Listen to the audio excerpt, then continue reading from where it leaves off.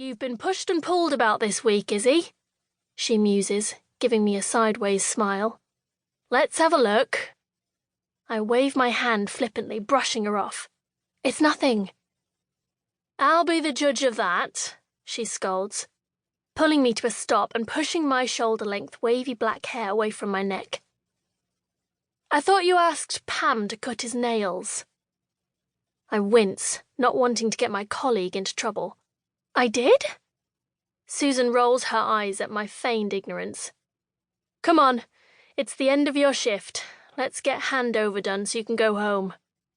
She turns and marches to her office, her round bottom swaying, and I follow as I feel at my sore skin, damning myself for not getting through this shift unscathed. It just means more paperwork. After half an hour of handovers and completing forms, I make my way to the maternity unit to see Jess before heading home. I spot her through the glass of the double doors, and her face lights up as she makes her way down the corridor to let me in. Her blonde curls are pulled back into a tidy bun, with a few wayward strands poking out here and there, indicating that she's well into her shift. She pushes the door open and ushers me inside, and the sound of wailing babies hits me from every direction.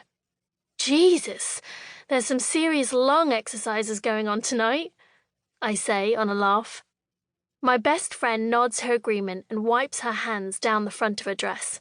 She's a midwife, and a great one. We met at college and have shared a flat since we were 18. She is literally my only family.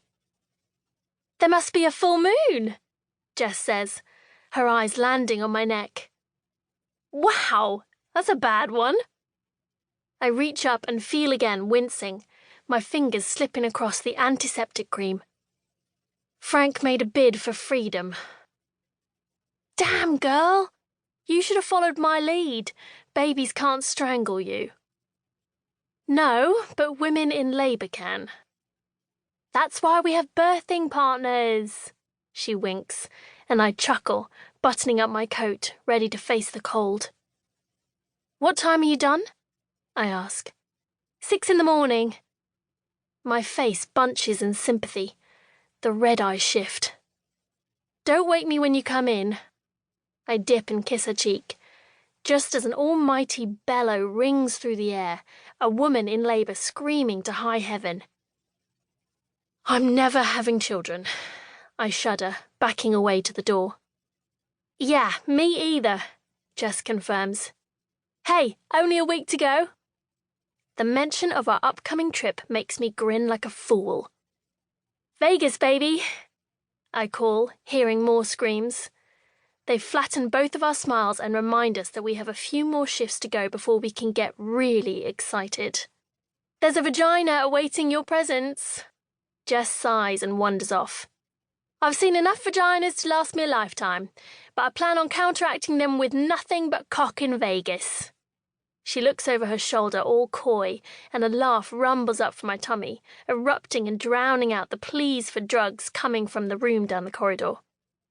Time to push, sweetheart, she sings, all enthusiastic to her patient as she disappears. I smile and let myself out of the maternity unit.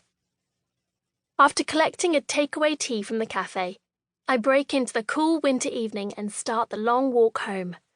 The fresh air instantly starts to soothe my tired body after my long shift.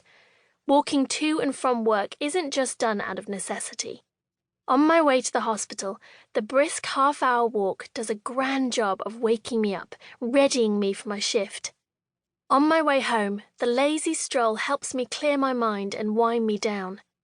Besides, I couldn't afford a car even if it made sense to have one, which it doesn't. The drive would probably take twice as long as the walk, and parking at the Royal London is nearly impossible. As I sip my tea, I check my phone, faltering a split second when I see a missed call from an unknown number. I clear the screen and round a corner, trying not to let my imagination run away with me. It's probably just a sales call, I tell myself. Or one of those irritating marketing surveys. It couldn't possibly be him after all this time. 10 years since I ran. It's been 10 years since I escaped him. I stuff my hand.